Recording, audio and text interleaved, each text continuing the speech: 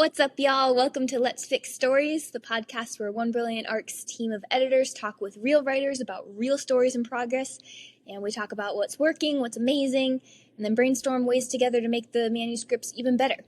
My name's Jaylon. I'm the editor-in-chief for One Brilliant Arc, and here with me today we have... We have just me, Charles, another writer and an editor. So it's just going to be us two, everyone. Yes, Kind of. Kind of. Our esteemed guest is not able to be with us on this podcast, but she did send us the manuscript for this podcast. The author's name is Olivia Jane. The manuscript we're going to be talking about is The Chaos She Brings. I have some information I will fill in the parts where we usually ask our writers to give us a good understanding of their story and their goals. And then Charles and I will talk about what our thoughts were when we read the sample. So to dive in, talking about The Chaos She Brings, it is the second book in a series of standalone novels. The first is called The Color of Revenge, which is already out on Olivia Jane's TikTok and Instagram page and her Beehive newsletter, which we will link in the show notes. You can read that story. But in this story, it's interesting because there is a lot of character crossover as well as some thematic things and backstory that has already been established. So that will play into some of your perceptions as a reader when you pick up a standalone novel that is also part of a series. The back cover blurb is, I was told it's still a work in progress, but this is what we have so far. Oh, yeah. Was really quick to help you out? Yes. Was this in the email? Yes. All right. So can I read the blurb here, if that's all right for you? You may go for it. Okay. I'm helping Jaylon Thank out, you. everybody, because I really need this. for obvious reasons. Let me see here. Thank you. I have to find it. He offers help, and now he can't find the material. I'm so sorry. We're here all day. It's fine. I appreciate not having to hear my voice as much. Okay. All right. I think this is it. All right. I did find it. Tess.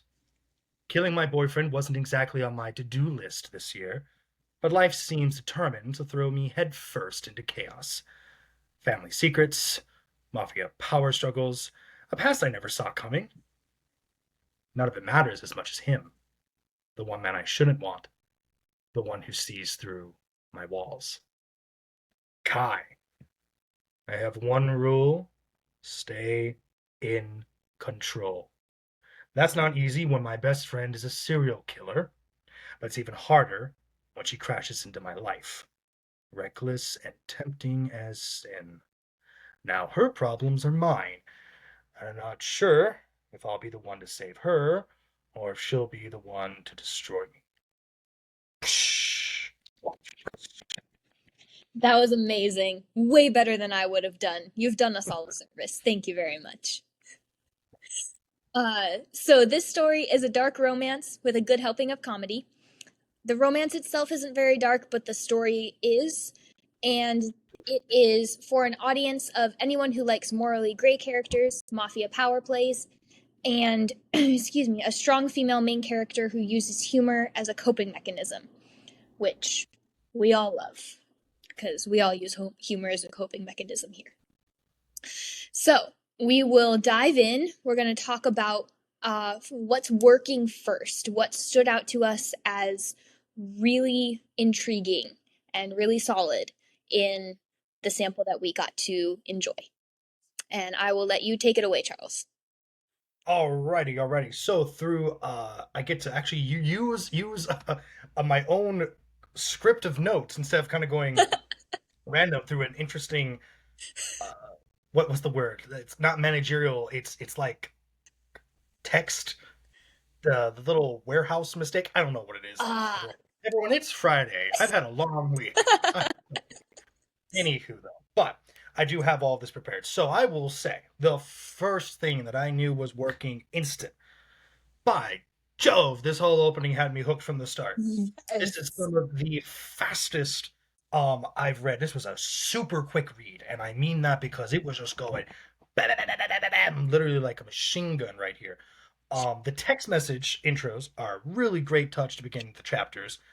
Um, but right from the word go, I was like, the what? So there's a noir thriller tone and a plot that's really exciting. I'm probably looking too much into this. That's just my brain. So maybe this is not a really big deal. But for me, my first thing was I was like, shoo, what made this boyfriend just snap? Which is so similar to the cleaner's father, Kai. Kai. Mhm. Again, very terrible at names, so please forgive me there. But I was like, what made the boyfriend snap? Because it kind of sounded a little bit like the cleaner's backstories. That was interesting. I'm like, that's really fascinating. It's mysterious. It's intriguing. What exactly is the world that the protagonist has ended up in? Because it doesn't seem organized, but it's not. It's too professional to be unorganized, which is interesting. The cleaner was really interesting to me. His need Mhm. to keep things under control, his professionalism, but he also didn't have this like psychotic tone to him, which was refreshing. Which I will say too, that's pretty important to me because I will tell you straight up, I and this is not about me, this is a compliment to the story, is I don't like psychopathic characters in anime and manga.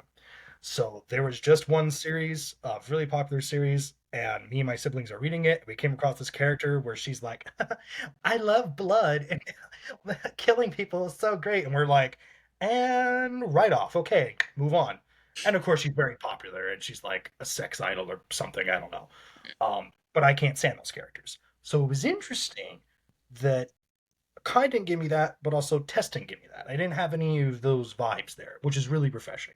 Mhm. Off of that soapbox, though, I still wonder though if there's something about the protag that is a little psycho, but we'll get to that in a We'll second. get to that. Um, the writing was again really, really sharp, very simple technical fixes, but again, some of the fastest and easiest, just really, really smooth, very brisk, entertaining ride kind of writing, very noteworthy. To this end, I will say, for realsies, and again, I will specify here too, I really like the noir thriller thing.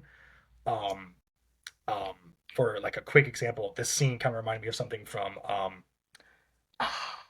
is it Richard Stark's? Richard Stark's.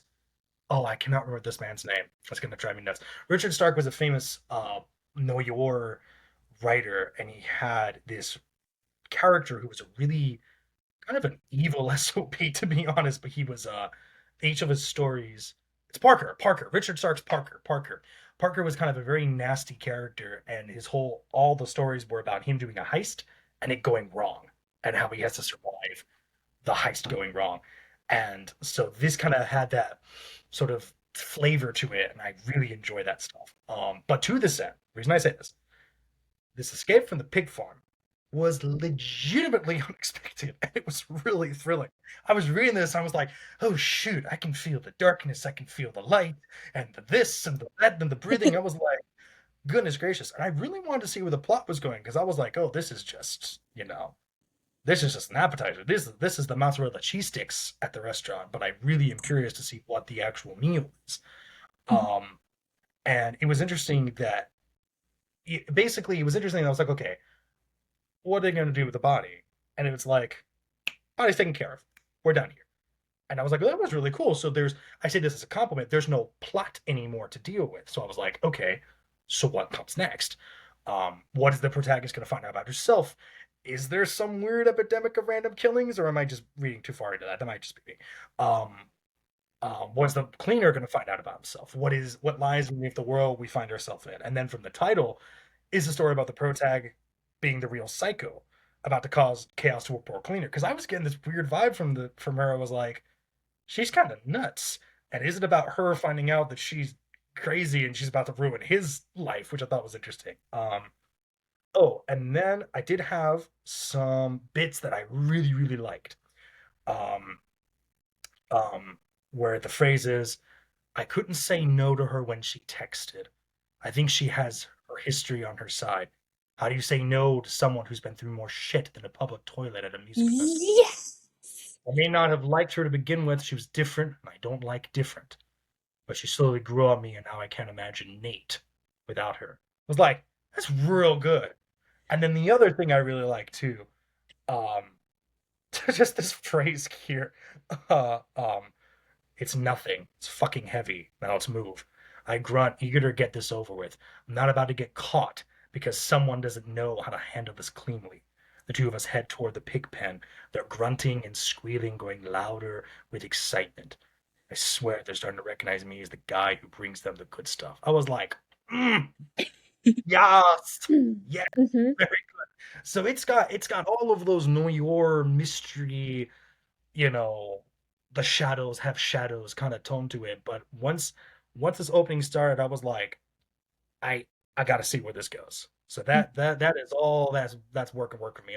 And of course, the text is really Yes. fast to read, so very very good. Yes. I really love how you wrote down the same line that cracked me up as well. How do you say no to someone who's been through more shit than a public toilet at a music festival? Love Mhm. that. Very descriptive. So clever.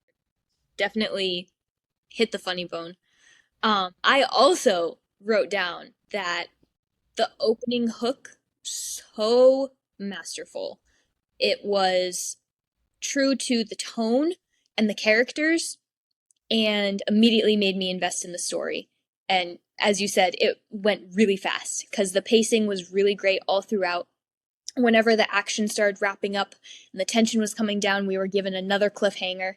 Um, and I also really appreciated the epigraphs of the deleted texts. I feel like that concept is really intriguing, but it's also gripping. It's also, there's something about a deleted text that was either hidden or never sent that is very poignant to the the things that these characters are hiding. So those are all really great elements that should definitely stay because they are working double time. I also agree that Kai's backstory was solid. At first, in the first chapter, I started getting the stereotypical visual of him is like, oh, he's the mysterious hot guy who, you know, is obviously going to be the love interest and he's just going to be a stereotype. And then at the opening of his chapter, I realized immediately that he was a real human being and not just the hot brooding guy. Um, and everything about his character and his backstory made so much sense to me, and also just made me fall in love with him as a character more than I did with Tess. So I kind of agree with you. There was something there. We'll definitely talk about later because I want to get into it. Um, but yeah, Kai's backstory was so good for the character that he is, and all those different things and how they work together was very well explored. I also felt like the representation for domestic abuse of males with his backstory was very good because that is something that is domestic abuse in general is something that is a very underrepresented issue that a lot of people aren't aware of it, or they are aware of it and they don't know how to deal with it. Um, it's definitely something that needs representation and something that uh, needs advocates to speak up for so that people can feel less alone in these very overwhelming situations. Um, and a lot of times it's uh, the awareness that it does get is built up around females who are trapped in a situation like this, but it also very much happens to males as well. And it's sometimes even harder for males to speak up because of the stereotype of this is something that only happens to females. So the fact that you can validate within your story that this is something that also happens to men is very powerful, and I appreciated um, that little detail. The last thing that I will say on my rant of everything that I absolutely loved, the psychology of murder that plays out in Tessa's experience felt realistic to me. Um, Initially, there's a detachment and disassociation, and then the surprise panic. It kind of like it sneaks up on you. You're at first worried that you're okay with this because of the disassociation, and then the panic just really sneaks up on you. Uh, I will say, and this is my personal experience, so this was like a little nitpick that I had personally, but I usually don't recover so fast when I have panic attacks. Um, so the panic attack itself felt so realistically narrated. I felt like I was really seen in that moment. I felt like I could connect to that moment. And then because the resolution to it came so fast and like the next second she was fine, I I had a hard time continuing to feel connected to that, if that makes sense. I felt like that beat in the story needed just a little bit more time to really hit. Um, but yeah, that is the end of my my rant. Now let's dive into, since I kind of already touched on something that personally stuck out in my mind. Um, let's touch on what could be even better, what's not working so well, and maybe brainstorm a couple ways that we would fix those things. So, and I will clarify that this is just me, but or let me back up. Let me do the spiel. The spiel is I do want to clarify because, and it's interesting too, because I was sort of thinking like it feels like you say this all the time, but I'm like I do, but I do think it's actually kind of an important detail to just frame. This is me, Yeah. my personal take, as a guy, as one male reader who should not, unlike what Reddit claims, one guy reader does not the entire opinion of a text make. Um, so that's a thing there.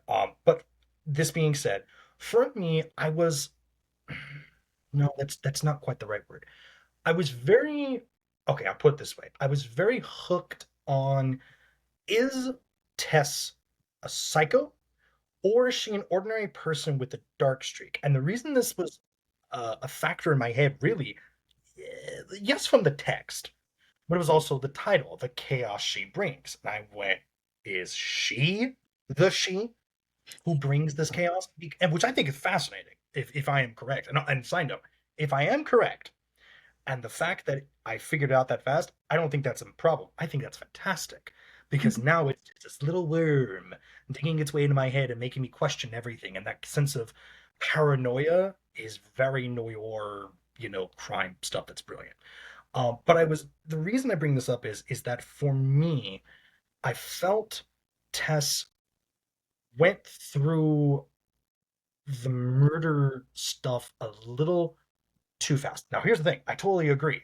That's interesting that she's moving on, but she kills this guy, and it happens out of nowhere, right? And I know that she wasn't dating him for long, so that's fine. I understand that, but there must have been something that she saw in him, even if it was just a nice set of butt cheeks here. It was still something. And now he snapped, and she's dead. And was really violent, and she calls him, and very quickly, before the body is even cold, she's jumping on this other guy with is he single and she's talking to her friend like that, and I felt, and here's the thing, this is where we get into that subjective kind of tone thing, is that can be dark humor. So maybe I am viewing this more as your thing, but as was presented is a more like a dark rom-com kind of thing.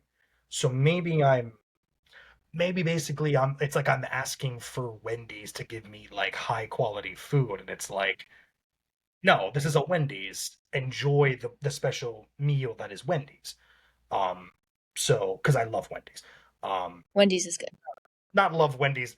I don't want to endorse Wendy's in this. What I mean is that I do find Wendy's food to be very good. So in this case, the dark rom-com thing can totally work.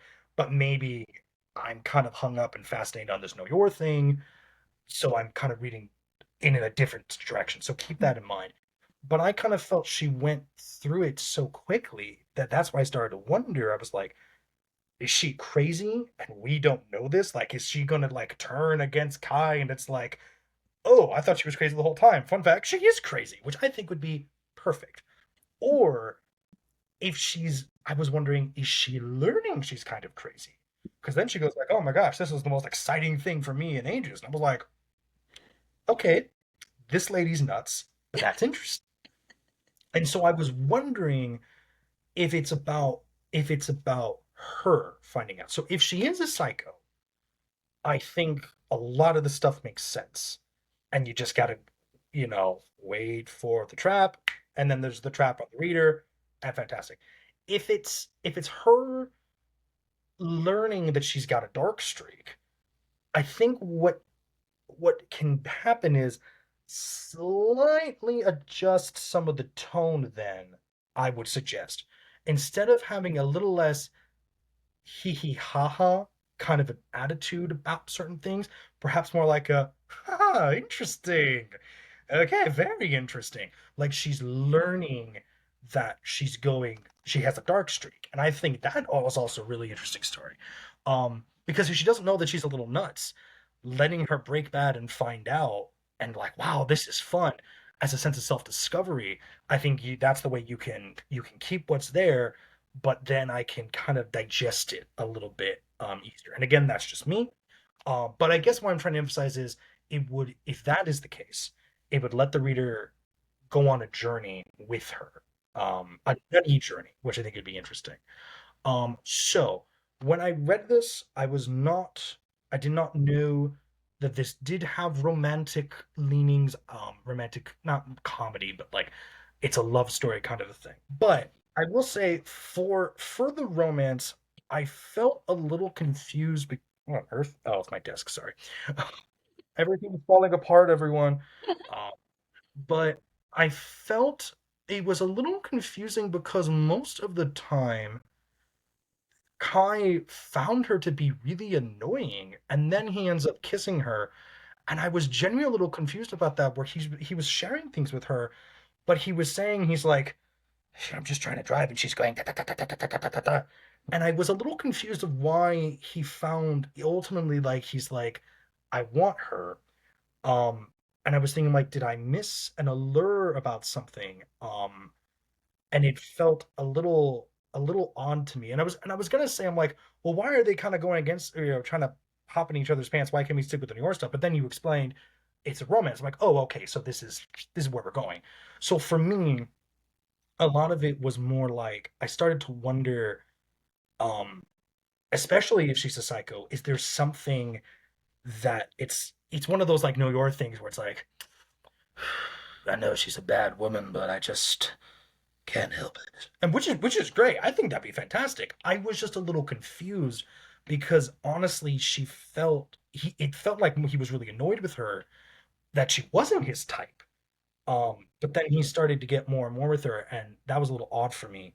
And the other thing, this is actually this is not a comment. This is actually really intriguing, but it did make me wonder what were his prior relationships, because I imagine that this guy, especially the way he's looking at her, this is not his first rodeo, and that was a little bit curious to know about that. I wonder if that pops up a little bit. And again, if she's got this allure that brings in men, and then like crazy stuff happens. Um, I think making those breadcrumbs a little bit clearer of like, where it's like, come on, guy, why are you doing this? But wait, that could be interesting. Again, I might be looking in a little too much. I will say a brief detail. I would, again, I've brought this up before, so I won't harp on it, because I don't want to become a broken record for various reasons. But I would say, by the way, if I'm remembering correctly, let me make sure. There was an interesting comment, by the way, about Kai's body where it was. Let me make sure. I want to find the right line here. I believe it was um the gods took their time with this one. I thought Yes, that was very funny. that was That was very funny, and that was a very naughty and a very like, ooh, I like that. yeah. But I will say to this end, for me, and again, this is just me, my personal reading this. I would like the characters to be in terms of their shape, like for example, here's my detail. So Kai's hot. I no, that's a different detail. But it's like, so he's got like the body of Tarzan, right? Like this He-Man kind of perfection. I would say then maybe he's a little bit shorter than her. Or maybe he's not as tall, even though he's muscular.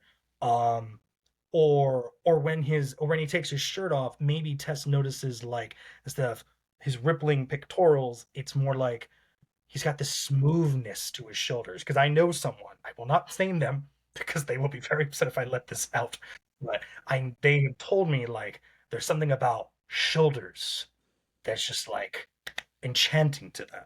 So I was thinking instead of her looking at the muscles, maybe she can notice that element, which is again, because it's like, if we want to go salivate over this guy, let's salivate over the guy. But I would recommend finding more hard hitting details. That way we can be brought in a little bit. Like maybe she can liken them to like soft clouds, his muscles, like the soft clouds in the Mm. sky. Um, but try Details we to haven't heard before, such as details we haven't heard before. Yeah, there she's you seen go. more shit than a public toilet at a music festival. You go. We're on the right track here. So yeah, I would recommend that just to again, this is not about it doesn't work so much as let's spice it up. Plus it up. Plussing is the term here. Let me see here. There's one more. Okay, now I oh, I was going to say I did have some suggestions for to this end. I would recommend some alternative phrasing just to stand out more. And this is not about me like, oh, I'm an editor and I figured it out so quickly. This is not about that. I was actually going to say I wrote these lines very quickly as like examples because I was very involved in the text. So that is a good compliment. But I was going to say instead of having Kai say, quote, now everything in my life is about control, maybe he can say, now everything has its place and everything is in its place. Mm. Or instead of, I've stuffed everything down deep into the dark recesses of my mind, my control over my life keeps me from spiraling because I feel Kai saying, he's saying that. I'm like, how can we say that, but have it be a little bit different because we've seen like dark recesses. So I was thinking what you say is, that's all gone inside a vacuum in my mind. I noted vacuum because he's a cleaner. Mm. I do not spiral when everything is in its place. And that was a tie back to that.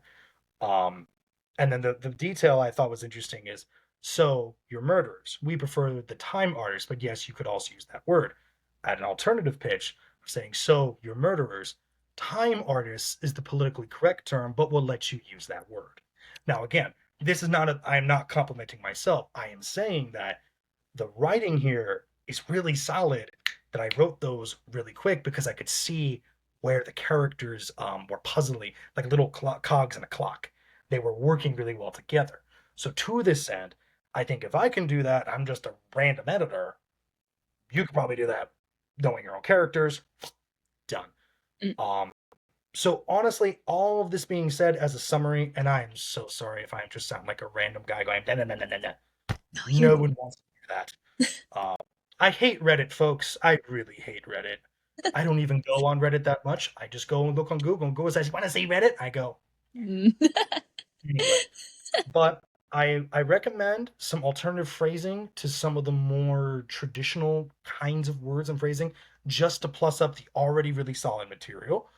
Um, I recommend focusing a little bit on different details for the physical romance of it, just to shake things up. I would recommend clarifying a little bit of why Kai is attracted to her. Again, if I'm correct, um, breadcrumb that a little bit clearer, just so we can know it's definitely there. If not, just again, let's just see like why, because that's interesting. Like, because you see someone, you go, oh, I hate you, and yet there just are people like that. So I'd be very interested to see that a little bit more. And again, maybe it's not clicking in my head and I'm just being the fool here, so that's a factor as well. um and finally, I would say for Tess, if she is a psycho or if she's learning about being a psycho, perhaps clarify that a little bit, just so it's not quite as jarring that she wants to jump on a guy after she kills her boyfriend about 30 seconds ago. And again, so basically, it's all solid. I guess it's like a jacket, right? Like the jacket's all crumbled. We just need to do this, straighten it out a little bit is my recommendation. Because again, it's entertaining. It's we're on a wild roller coaster ride. Let's see where it goes. So I think that's my whole recommendation. I hope that was solid. I'm sorry, everyone. This is a little odd because I'm talking to a writer I can't see. So this is a I little odd. But I hopefully, was I gonna hopefully say that was okay. Oh, that was great. And this is the space where we're supposed to be talking. Even though none of us like talking, we prefer to edit like behind a screen where we can write messages to people, but and these conversations work when they're with the writers. In the sense that Which is fine. We understand. Like, yes. But I do like, to your point, Charles, I appreciate that you remembered the disclaimer. I forgot it. But we always say these this is a session with editors, but editing really isn't about someone who's more professional than you telling you how you should write your story. Editing is a partnership. It works when um, it's a collaboration between the writer who knows what they were trying to say and has the heart, and then an editor who is the outside perspective with a little bit more professional experience and can help you plus it up, help you get your message out there as clearly and powerfully as possible. So these conversations that we have with writers, whether they happen over email, whether they happen face to face, what it really does is it helps us to get to know a little bit more what they are trying to say so that we can help them say exactly what they're trying to say even better. And another disclaimer, art is subjective. So a lot of the perspectives that we have are going to inform our feelings about certain things. So that's why we say um, we can give our suggestions as editors and we can tell you what we feel as readers, but the ultimate decision lies with the writer because they're the ones who it's their responsibility to tell this story in their own voice and true to themselves. So it shouldn't be someone else's voice taking over theirs. It should be someone who is helping them to find their voice, which is what we like to do when we work with our writers that we coach in our writers' rooms or in our individual coaching.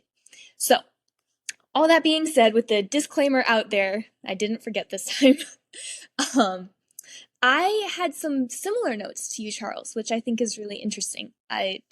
You have more refined taste than I do, but I get excited that all the different let's times that I say find our taste is. we trash. Please don't put that chair on me.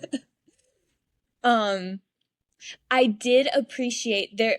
I feel like there was humor that really worked, and then there was humor that didn't really work for me. The humor that worked was some lines that I wrote down. One of them being, she's seen more shit than a public toilet at a music festival. Another being, after she confesses to her friend that she murdered someone, there's silence, and you expect what you'd expect after an awkward silence. And then her friend says, okay, not the weirdest thing I've heard. That was wonderful.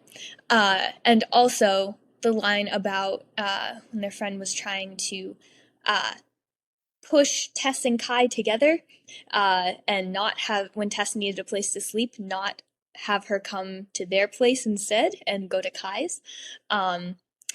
She said, talking about their new dog, Cupcake is very territorial. He won't sleep if someone is in his space. And if Cupcake doesn't sleep, I don't sleep. And if I don't sleep, well, do you really want that on your conscience? That was very much, I resonated with it because when I do not have my sleep, I am a grouchy gremlin. And it was also very funny. Another funny line was when they're exposing their job as vigilantes, pretty much. He said, we murder men and women who basically had it coming to them. And they summed it up by saying, we're equal opportunity justice dealers. I very much appreciated that line. The humor that didn't quite land for me was the tone where it kind of felt like, again, your stereotypical brooding hot boy tone. It works in the stories that have been told. Case in point, there are so many stories told, it's become a stereotype. It felt kind of stereotypical, And I was a little bit let down by that because this felt like a story that wasn't stereotypical, and I really didn't want it to become stereotypical. I'm kind of in those moments where Tess is salivating over uh, the really hot cleaner. It read like it was supposed to be silly, but to me it didn't feel silly because it kind of just felt like Tess was being very callous, as you were saying. Like she went from murder to uh, I want to jump all over this guy really fast. And again, I kind of read it as it was supposed to be silly, but it didn't land as silly because, again, maybe there was something true going on here about Tessa's coping mechanisms. And it was sounding more like, instead of focusing on the truth of her coping mechanisms, she was just being very callous. So again, you can work with that depending on what you are trying to tell in your story. But the main thing is, I just really didn't want the story to be stereotypical. And I almost felt like this story could do without those spicy elements because I didn't feel like it needed that for the humorous part of it. It almost felt like it would have worked better as a slow burn. Um, Going with the option that Tess isn't actually a psychopath and she's going through the journey of self-discovering. Um, but it kind of felt like it would have worked as a slow burn if you just have your characters, they can still secretly pine for each other, but just, and also it kind of works even better if they hold that secret in a lot more, because it's been mentioned both in the text and then in the back cover blurb that we got sent. Both of them have some very serious walls up, and they don't let people in easily. So I feel like a slow burn would be very fitting for these characters, because if they are wanting each other, why would they show that weakness? Why would they let that out? And so in that scene where Kai kissed Tess, even when he was annoyed with her, when Tess asks Kai, no, sorry, I have to find in my notes. When he kisses her and Tess says, "What's that for?" I kind of really wanted Kai to just play it off as, still very serious. I just wanted to shut you up. Because I felt like that would have added to the tension in the way that the kiss was supposed to, but it would have also left some of that. It made more sense for his character not to just be outwardly smirking about it. Maybe he's inwardly smirking, but he's probably not the kind of character who would let his walls down that fast, even if there's something about her that is pulling him in. And then another little tweak that you could make in one of the scenes is when Tess is admiring Kai and she asks him, "Can you blame me?" As I was reading that, in my head, I was really wanting and really expecting Kai to say yes, very seriously and judgmentally. Um, and again, like that would just be like a really small change that would feed into that slow burn, as opposed to uh, making it a spicy hot thing that's supposed to be silly, but it kind of feels out of place given these specific characters. And this is kind of going into why I liked Kai as a character a little bit more than Tess, because there was that element of like, is she crazy? Is she a little nuts? Are we gonna find out? Is she finding out? But in general, and this can work, your main character can be written to put off your audience and to make them annoyed with them, and that works. That's a really great technique. So I'm not saying to change it if that's what you're going for, but she kind of just read to me as a sex crazed teen, and so she did annoy me. And I felt like we needed something a little bit deeper to her character that was concrete, like Kai's backstory, that could pull us into uh, being on her side from the very beginning. Unless it's something where later in the story, it's it's a technique that you're using to pull your readers along the journey and immerse them in the journey. So there's many different options that can work. It's just what kind of story are you trying to tell? And this is the case in a lot of stories as well. You can get suggestions, you can get ideas, but it really just depends on the story that you're trying to tell, and those are the suggestions that you take. Yeah, so my main... Before we move on to Yes, this, and if I'm going to interject, a for thought that sure. occurred to me is I wonder essentially what you're suggesting is a little bit more of it, because this is kind of reminding me. I was thinking about this. I'm like, oh, I think what you're mentioning is maybe something a little bit more along the lines of "It Happened One Night," which Mm, is the classic movie where basically it's the original um, road trip movie between I don't like you and you don't like me, and then like they slowly come together thing. It's with Clark Gable and Claudette Colbert. Was it Colbert? Whatever. But it happened one night. So I wonder basically what you're saying is, like you said, make it a slow burn. So maybe take a little bit of thoughts from that kind of story where it is kind of like she looks at him and it's like, oh wow, he's hot. Oh, right, the body. Maybe a little bit more drier until it sizzles. mm, I wonder if that's kind of another metaphorical way, because that's basically what that story yes, does. That kind of narrative. It's like, again, they don't like each other, na na na na na, and then slowly, slowly, slowly until it explodes. So maybe that can be kind of a phrasing instead of serving it right up to the audience. Make them work for it a yes, little bit and make it kind of like a little bit drier.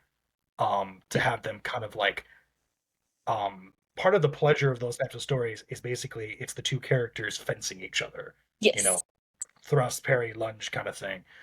So maybe that can be a visual roadmap for that. Mhm. Those details. Anyway, though. You said everything technical that I was trying to say in a beautiful metaphor, and I really appreciate that. The main thing that I was trying to get across uh, is I felt like Olivia Jane was trying to tell such a... I used the word delicious in my notes. It felt like such a delicious story. And I felt like the generic stereotypical spice that you would find in any other story, whether it be the phrasings or the tropes, felt like it watered down the poignancy of the story instead of making it relatable and silly, which I felt like was the purpose of those elements. I don't think, I believe, and I say this for every writer that I work with, you don't have to make your story digestible. That's not your responsibility. Your responsibility is to make your story yours. Tell the story that you need to tell. Tell the story that matters, that tells the truth. Don't worry about making it digestible for people, because that just waters down the truth of it, the essence of it. Um, so that's a note for any writer. Don't feel like you have to borrow stereotypical tropes or stereotypical phrasings that have worked in the past in order to make your story relatable to people. If you make your story human, like the real life human, like Charles was talking about, the idea of describing this man as a human that you know, as opposed to a picture that you have in your mind that you've gotten from other stories that have portrayed unrealistic things, people are going to connect with it a lot more meaningfully, and it's going to stick with them a lot more than just the 17th book that they've read this year that used the same kinds of descriptive words. Um, the last thing I will say, and this is me being very nitpicky about a plot hole. I kind of wondered in the pig farm scene when they had to run away because the farmer was unexpectedly there. I noticed that they did not bring the bag and the cloths that they had left with them, and so I wondered how those were not spotted. Um, Very small plot hole, and can be explained away, but just something that I noticed.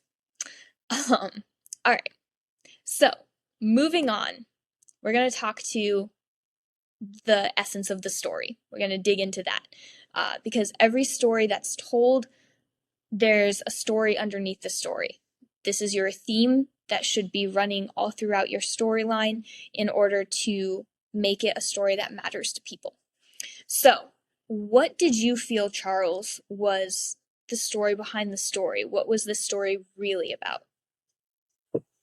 For me, the it was kind of like the spin on the phrase. It had more like a keep your enemies close and your friends closer because you don't know which is which, and it had that kind of tone to it. Which again, delectable noir stuff. But what was clicking to me was based on what I've talked about already, as well as what's in the text. It did make me wonder if this, or not maybe one, well, maybe wonder about this. But I was feeling that the story was getting at the protags are about to find out what they're really capable of because the Mm, whole thing, by the way, you said this in the description. This was book number dos, yes. right? So that makes a lot of sense because this whole thing with Tessa's friend, that she's gone on this jerk path and has already fallen to this world, getting the revenge that she needs. Well, now I'm really curious about that book because I was like, oh, this makes sense. Because I was like, there's a whole story there. And in fact, apparently there is. And so it really made me wonder where is like this story of finding out what they're really capable of, in a really kind of a dark way, but also discover who they really are. Because kind of the vibe I was getting was I'm like, well, Kai doesn't seem necessarily be again, he's not a psycho. I thought it was gonna be that kind of tradition, but no, he doesn't really strike me as a psycho. Even the way he talks about like we have to get rid of the body, it's not like, you know, he, it's just A, B, C has to be done. So versus Tess, like I said, maybe she's a little nuts.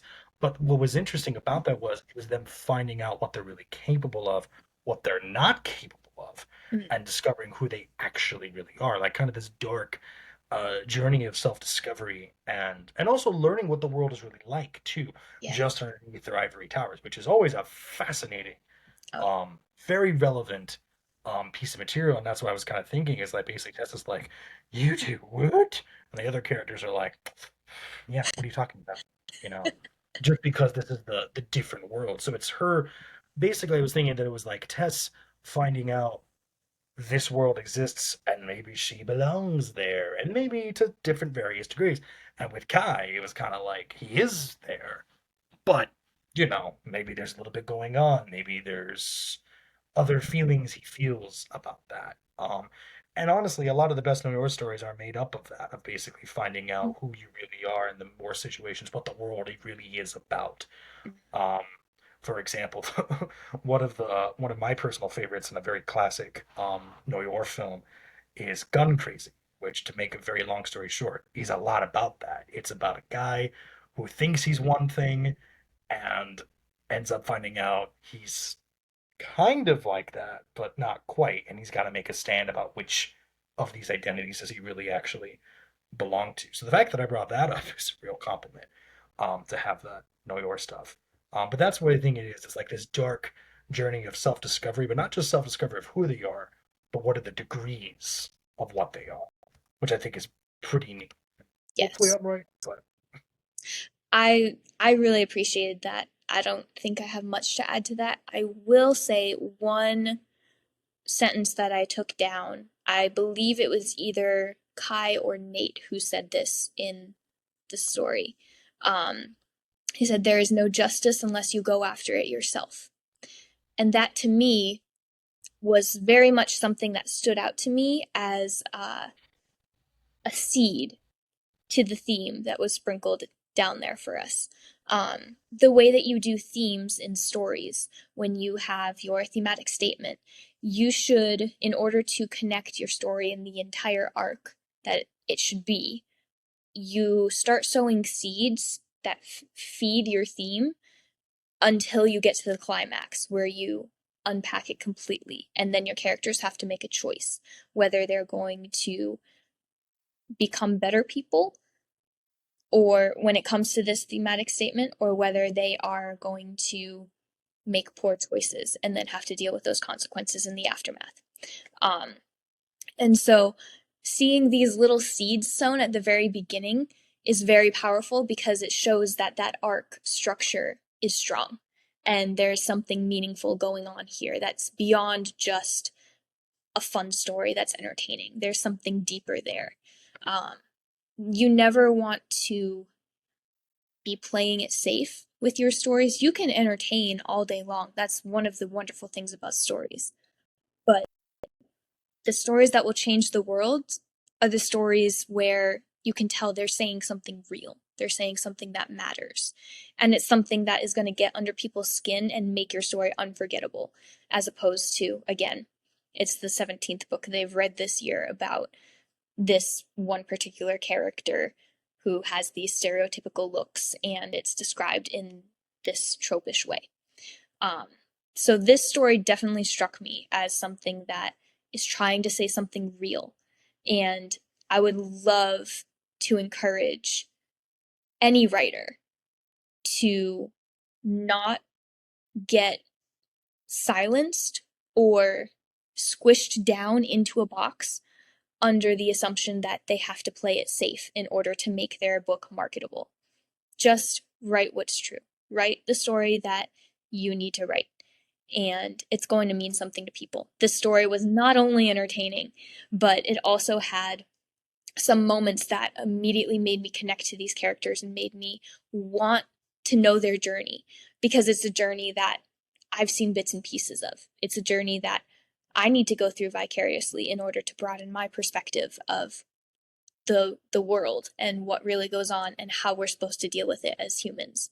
So, amazing job. Charles, do you have any final thoughts before we wrap up here?